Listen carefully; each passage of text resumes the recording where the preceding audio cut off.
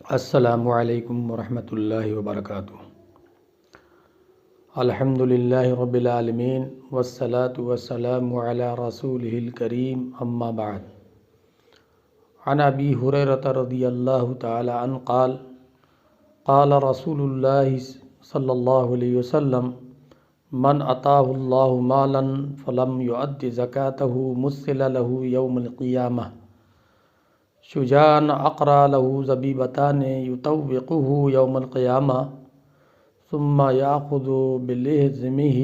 بلحزمہ یعنی شدقہ ثم یقول انا مالک انا کنزک ثم تلا ولا يحسبن الذين يبخلون بما آتاهم الله من فضله هو خيرا لهم بل هو شر لهم سيطوقون ما بخلوا به يوم القيامة او كما قال علیہ الصلاۃ والسلام، رواہ بخاری و مسلم۔ حضرت ابو ہریرہ رضی اللہ تعالی عنہ سے روایت ہے کہ انہوں نے کہا کہ نبی کریم صلی اللہ علیہ وسلم نے فرمایا، جس آدمی کو خدا نے مال و دولت سے نوازا پھر اس شخص نے اس مال کی زکوٰۃ نہیں دی تو اس مال کو قیامت کے روز انتہائی زہریلے ناک کی شکل دے دی جائے گی۔ زہر کی شدت کے باعث اس کا سر گنجا ہوگا اور اس کی آنکھوں پر 2 سیاہ نقطے ہوں گے۔ قیامت کے روز ناگ اس زرپرست بخیل کے گلے میں لپٹ جائے گا اور اس کے دونوں جبڑوں میں اپنے زہریلے دانت گاڑ کر کہے گا، میں تیرا مال ہوں، میں تیرا جمع کیا ہوا خزانہ ہوں۔ اور پھر آپ صلی اللہ علیہ وسلم نے قرآن مجید کی یہ آیت تلاوت فرمائی، جس کا ترجمہ یہ ہے کہ جن لوگوں کو اللہ تعالیٰ نے اپنے فضل و کرم سے مال و دولت سے نوازا اور وہ بخل سے کام لیتے ہیں، اس خیال میں نہ رہیں کہ یہ بخل اور زرپرستی ان کے حق میں بہتر ہے، بلکہ یہ بہت برا ہے ان کے حق میں۔ وہ اپنی کنجوسی سے جو کچھ جمع کر رہے ہیں وہی قیامت کے روز ان کے گلے میں طوق بنا کر پہنایا جائے گا۔ معزز سامعین، ناظرین کرام، میں نے ابھی آپ کے سامنے بخاری مسلم کی ایک حدیث پیش کی ہے۔ اس حدیث میں ان لوگوں کے لیے وعید ہے اور عذاب کی دھمکی دی گئی ہے جو لوگ زکوٰۃ نہیں نکالتے، باوجود کہ ان پر زکوٰۃ فرض ہے، اس کے باوجود وہ زکوٰۃ ادا نہیں کرتے۔ قرآن مجید میں بھی اللہ تبارک تعالیٰ نے سورہ توبہ میں آیت نمبر 34 اور 35 میں یہ بات بیان فرمائی ہے۔ وہ آیت یہ ہے، والذین یکنزون الذہب والفضۃ ولا ینفقونہا فی سبیل اللہ فبشرہم بعذاب علیم یوم یحمى علیہ فی نار جہنم فتکوی بہا جباہہم وجنوبہم وظہورہم ھذا ما کنزتم لانفسکم فذوقوا ما کنتم تکنزون۔ ان لوگوں کو دردناک سزا کی خوشخبری دو جو سونے اور چاندی کو جمع کر کے رکھتے ہیں اور اسے اللہ کی راہ میں خرچ نہیں کرتے۔ ایک دن آئے گا کہ اسی سونے اور چاندی پر جہنم کی آگ دھکائی جائے گی اور پھر اسی سے ان لوگوں کی پیشانیوں اور پہلوؤں اور پیٹھوں کو داغا جائے گا۔ یہی وہ خزانہ جسے تم اپنے لیے جمع کیا کرتے تھے، لو اب اپنی سمیٹی ہوئی دولت کا مزہ چکھو۔ حدیث پاک اور قرآن مجید کی اس آیات سے یہ بات بالکل واضح ہوتی ہے کہ جو لوگ زکوٰۃ نہیں نکالتے ہیں کتنا دردناک اور سخت عذاب اللہ تعالیٰ انہیں دے گا۔ زکوٰۃ یہ غربا اور مساکین اور کمزوروں کا حق ہے۔ ایک آدمی زکوٰۃ نہ نکال کر گویا کہ وہ غریبوں اور مسکینوں اور فقیروں کا وہ مال خود استعمال کر رہا ہے۔ یہ کتنی غیرت کی بات ہے کہ ہم زکوٰۃ کے کھانے کے مستحق نہیں ہیں، اس کے باوجود بھی ہم زکوٰۃ بھی کھا رہے ہیں اور اپنے آپ کو مالدار بھی کہلواتے ہیں اور سرمایہ دار بھی کہلواتے ہیں۔ آپ سوچیں کہ اگر کوئی آدمی آپ کو کوئی رقم یہ کہہ کر دے کہ بھئی یہ زکوٰۃ کی رقم ہے، آپ لیجئے استعمال کیجئے، تو آپ کو بہت غصہ آئے گا اور غصے سے آپ تلملا اٹھیں گے کہ یہ ہم کو زکوٰۃ کی رقم دے رہا ہے زکوٰۃ کھانے کے لیے، اب ہماری یہ حیثیت ہے کہ ہم زکوٰۃ کھائیں۔ اللہ تعالیٰ نے ہم کو دولت سے نوازا ہے، اسباب و وسائل سے نوازے ہیں اللہ تعالیٰ، اور بہت ساری جائیداد پراپرٹی ہمارے پاس ہے، سونا اور چاندی کے زیورات ہمارے گھروں میں ہیں، اور ہم کو یہ آدمی زکوٰۃ کی رقم کھلا رہا ہے۔ لیکن کیا وہ لوگ نہیں سوچتے جن کے مالوں میں زکوٰۃ عائد ہو رہی ہے اور وہ مالک نصاب ہیں اور ان کو زکوٰۃ نکالنی چاہیے، وہ خود نہ نکال کر اس زکوٰۃ کی رقم کو کھا رہے ہیں؟ کبھی آپ نے غور کیا؟ کبھی آپ نے سوچا اس پہلو سے کہ جو غربا اور مساکین کا حق ہے وہ ہم کھا رہے ہیں اور ان کو نہیں دے رہے ہیں؟ اسی لیے اللہ کے رسول صلی اللہ علیہ وسلم نے یہ بات بیان فرمائی کہ جو لوگ ایسا کرتے ہیں کہ زکوٰۃ فرض ہونے کے باوجود، مالک نصاب ہونے کے باوجود وہ مال کی زکوٰۃ نہیں نکالتے ہیں، تو ان کا حشر یہ ہوگا کہ قیامت کے روز جو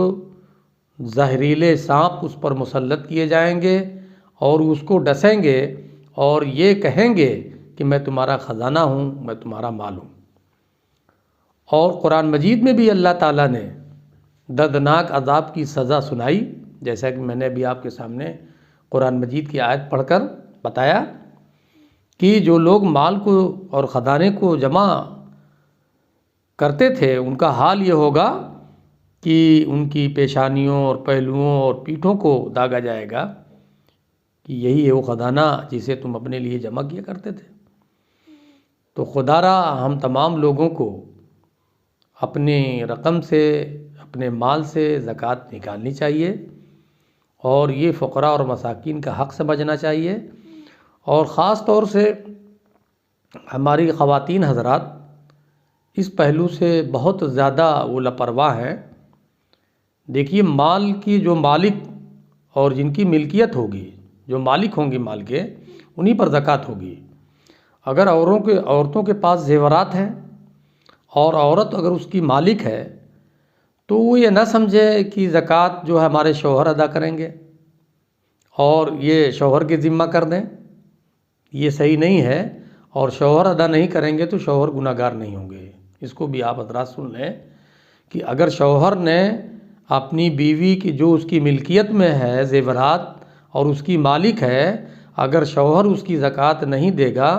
تو شوہر کی گرفت نہیں ہوگی، اس لیے کہ جس کی ملکیت میں وہ ہے وہ ذمہ دار ہے کہ وہ زکوٰۃ دے۔ اس لیے میں اپنی ماؤں اور بہنوں سے بھی گزارش کروں گا کہ اگر تمہارے پاس زیورات ہیں اور سونے اور چاندی ہیں تو تم اس کی زکوٰۃ خود نکالو، چاہے اس زیور کو بیچ کر جتنی رقم بنتی ہے زکوٰۃ کی وہ دو، چاہے کیش جو تمہارے پاس ہے اس میں سے دو۔ ہمارے یہاں معاشرے میں یہ دیکھا جا رہا ہے کہ خواتین ہماری یہ کہتی ہیں کہ اگر وہ اپنے شوہروں سے مطالبہ کرتی ہیں کہ وہ زکوٰۃ ہمارے مالوں کی نکالیں تو شوہر اس کا ذمہ دار نہیں ہے۔ اس کو آپ حضرات سن لیں، جن کی ملکیت میں مال ہے وہ ذمہ دار ہے، اگر وہ نکالے گا تو وہ ادا ہوگی، اور اگر نہیں نکالے گا زکوٰۃ تو جو عذاب سنایا گیا ہے اس حدیث میں اور قرآن مجید کی آیت میں، اس عذاب کی وہ مستحق ہوگی اور اس کو اس عذاب سے دو چار ہونا ہے۔ اس لیے کہ اللہ اور اللہ کے رسول صلی اللہ علیہ وسلم نے جو بات بیان فرمائی ہے اس میں ذرہ برابر بھی کوئی شک نہیں کہ وہ بات ہو کے رہے گی، اس میں کوئی شک نہیں کہ ایسا نہ ہو، بلکہ جو دردناک عذاب اللہ تبارک تعالیٰ نے بیان کیا ہے وہ ہو کر رہے گا، اس پر ہم تمام لوگوں کا ایمان اور یقین ہے۔ اس لیے ہمیں اپنے مالوں کی زکوٰۃ کی فکر کرنی چاہیے۔ جو لوگ مال کے مالک ہیں انہی پر زکوٰۃ عائد ہوگی۔ یہ بنیادی چیز ہے جو ہم تمام لوگوں کو اپنے سامنے رکھنا چاہیے کہ جس مال کا مالک ہے اس کے اوپر زکوٰۃ عائد ہوگی۔ اگر کوئی دکان کا مالک ہے اور دکان چلا رہا ہے اور اس کا وہ ذمہ دار ہے، اس کی ملکیت میں ہے، تو وہ دکاندار کی یہ ذمہ داری ہے کہ وہ اس کی زکوٰۃ نکالے۔ اسی طرح جو زیورات کی مالک ہے، اگر شوہر مالک ہے تو شوہر نکالے گا، اور اگر بیوی مالک ہے تو بیوی نکالے گی۔ اس لیے ہمیں اہتمام کے ساتھ زکوٰۃ کو نکالنا چاہیے۔ حضرت ابو ہریرہ رضی اللہ تعالیٰ عنہ سے ایک روایت ہے کہ نبی صلی اللہ علیہ وسلم کی وفات کے بعد جب حضرت ابو بکر رضی اللہ تعالیٰ عنہ کے کندھوں پر خلافت کا بار پڑا اور عرب کے کچھ لوگوں نے اسلام سے روگردانی کی، تو حضرت ابوبکر صدیق رضی اللہ تعالیٰ عنہ نے ان سے جنگ کرنے کا ارادہ کیا۔ اس پر حضرت عمر رضی اللہ تعالیٰ عنہ نے ان سے کہا کہ آپ ان لوگوں سے جنگ کیوں کر سکتے ہیں، حالانکہ نبی صلی اللہ علیہ وسلم کا فرمان ہے کہ مجھے حکم دیا گیا ہے میں اس وقت تک لوگوں سے جنگ جاری رکھوں جب تک وہ یہ شہادت نہ دیں کہ اللہ کے سوا کوئی معبود نہیں۔ جس شخص نے یہ شہادت دے دی اس نے مجھ سے اپنا مال اور اپنی جان بچا لی، الا یہ کہ اسلام کا حق اس کا خون چاہتا ہے، اس کا حساب کتاب اللہ کے ذمہ ہوگا۔ حضرت ابوبکر صدیق رضی اللہ تعالیٰ نے فرمایا کہ اللہ کی قسم میں ان لوگوں سے ضرور جنگ کروں گا جنہوں نے نماز اور زکوٰۃ کے درمیان تفریق کر دی، اور یہ کہا کہ اللہ کے رسول صلی اللہ علیہ وسلم کے بعد وفات کے بعد اب زکوٰۃ ہم کو نہیں دینی ہے اور نماز پڑھنی ہے اور زکوٰۃ نہیں دینی ہے، اسی کو کہا تفریق۔ جنہوں نے فرق کیا، حالانکہ زکوٰۃ اللہ کا حق ہے، اللہ کی قسم اگر ان لوگوں نے مجھ سے اونٹ کی ایک رسی بھی جسے وہ نبی کریم صلی اللہ علیہ وسلم کو دیا کرتے تھے روکی تو میں ان سے جنگ کروں گا۔ اس پر حضرت عمر رضی اللہ تعالیٰ نے فرمایا کہ اس کے بعد جلد ہی مجھے ایسا محسوس ہوا کہ اللہ نے جنگ کے لیے حضرت ابوبکر رضی اللہ تعالیٰ عنہ کا سینہ کھول دیا ہے، اور میں سمجھ گیا کہ وہ حق بجانب ہے۔ یہ بھی بخاری شریف کی روایت ہے، مسلم اور بخاری میں آئی ہوئی ہے کہ حضرت ابوبکر صدیق رضی اللہ تعالیٰ عنہ نے ایسے لوگوں کے باب میں سخت موقف اختیار کیا کہ اگر زکوٰۃ کوئی نہیں دے گا تو میں اس سے جنگ کروں گا اور جہاد کروں گا۔ تو یہ اتنا اہم رکن اور اتنا اہم فریضہ ہے، اور قرآن مجید میں جہاں جہاں بھی آپ دیکھیں گے کہ نماز کا ذکر ہے وہیں ساتھ میں زکوٰۃ کا بھی، واقیموا الصلاۃ وآتوا الزکاۃ، واقیموا الصلاۃ ویقیمون الصلاۃ ویؤتون الزکاۃ، بار بار آیا ہوا ہے کہ نماز قائم کرو زکوٰۃ دو، نماز قائم کرو زکوٰۃ دو۔ اس لیے زکوٰۃ کے سلسلے میں جو ہم تمام مسلمانوں سے لاپرواہی ہو رہی ہے اس کو وہ دور ہونی چاہیے، اور زکوٰۃ اپنے وقت پر ہمیں ادا کرنی چاہیے۔ بہت سارے لوگوں کو زکوٰۃ کے مسائل معلوم نہیں رہتے، تو انہیں معلوم کرنے کی ضرورت ہے، وہ مسئلہ معلوم کریں اور معلوم کرنے کے بعد زکوٰۃ کو دیں۔ جیسے آپ دنیاوی معاملات میں، کھیتی باڑی کے معاملے میں، تجارت کے معاملے میں اور دنیاوی مفاد کے لیے آپ بہت ساری معلومات تجربے کار سے حاصل کرتے ہیں،